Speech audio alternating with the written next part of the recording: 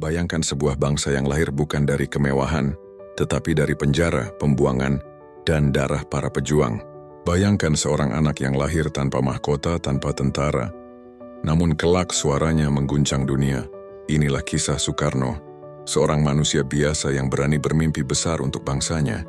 Soekarno lahir pada 6 Juni 1901 di Surabaya, dengan nama kecil Kusno Sosrodihardjo.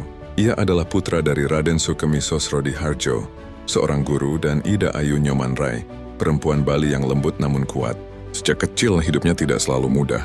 Kusno sering sakit-sakitan, hingga namanya diganti menjadi Soekarno, dengan harapan nasibnya berubah. Didikan ayahnya menanamkan disiplin dan kecintaan pada ilmu, sementara ibunya menanamkan rasa kemanusiaan dan spiritualitas. Soekarno kecil tumbuh sebagai anak yang cerdas, penuh rasa ingin tahu dan gemar berbicara. Kata-kata baginya bukan sekadar bunyi, tetapi senjata. Ketika remaja, ia menempuh pendidikan di HBS Surabaya dan tinggal di rumah host Djokro Aminoto, tokoh besar Sarekat Islam. Di rumah inilah Soekarno muda menyerap gagasan-gagasan besar tentang nasionalisme, keadilan, dan perlawanan terhadap penjajahan. Setiap malam adalah sekolah politik, setiap diskusi adalah latihan kepemimpinan. Kesadaran nasionalisme Soekarno semakin matang ketika ia melanjutkan studi di THS Bandung, sekarang ITB. Namun pikirannya tidak hanya sibuk dengan teknik, ia sibuk memikirkan nasib bangsanya. Pada tahun 1927, Soekarno mendirikan Partai Nasional Indonesia, PNI. Pidato-pidatonya membakar semangat rakyat.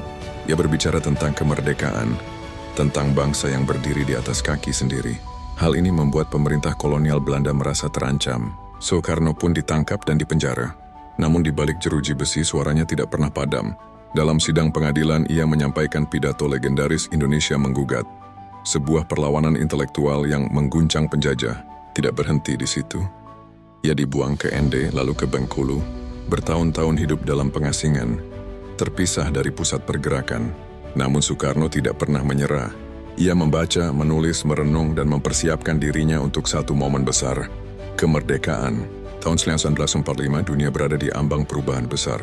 Jepang kalah dalam Perang Dunia II. Kesempatan emas itu datang, dan Soekarno tidak menyia-nyiakannya. Pada 17 Agustus 1945, di sebuah rumah sederhana di Jalan Pegangsaan Timur 56, Soekarno dengan suara yang masih lemah karena malaria, membacakan proklamasi kemerdekaan Indonesia. Hanya 2 kalimat, namun mengubah sejarah jutaan manusia. Soekarno diangkat sebagai Presiden pertama Republik Indonesia. Ia bukan sekadar kepala negara, tetapi simbol perlawanan bangsa. Di forum internasional, ia berdiri sejajar dengan pemimpin dunia. Pidatonya di Konferensi Asia Afrika 1995 menggema ke seluruh penjuru dunia, menyuarakan kemerdekaan bagi bangsa-bangsa tertindas. Ia memperkenalkan konsep Nasakom, Pancasila, dan visi besar tentang Indonesia yang berdaulat, berdikari, dan berkepribadian. Bagi rakyat, Soekarno adalah Bung Karno, pemimpin yang berbicara dari hati dan untuk rakyat. Namun kekuasaan selalu memiliki harga. Di akhir masa kepemimpinannya, Indonesia dilanda krisis ekonomi, konflik politik, dan ketegangan ideologi. Peristiwa 1965 menjadi titik balik yang pahit.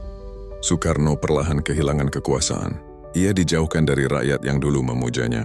Tahun-tahun terakhir hidupnya dijalani dalam kesepian, dengan pengawasan ketat dan kondisi kesehatan yang menurun.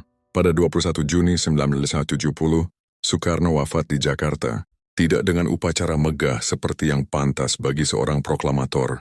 Namun sejarah tidak pernah lupa, ia dimakamkan di Blitar, dan namanya hidup abadi dalam ingatan bangsa. Soekarno pernah berkata, "Beri aku 10 pemuda, niscaya akan kuguncangkan dunia."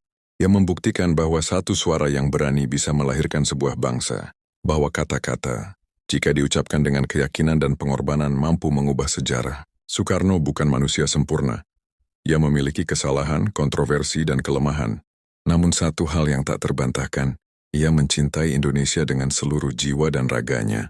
Dan hari ini ketika kita menikmati kemerdekaan, kisah Soekarno mengingatkan kita, bangsa besar lahir dari keberanian untuk bermimpi dan berjuang.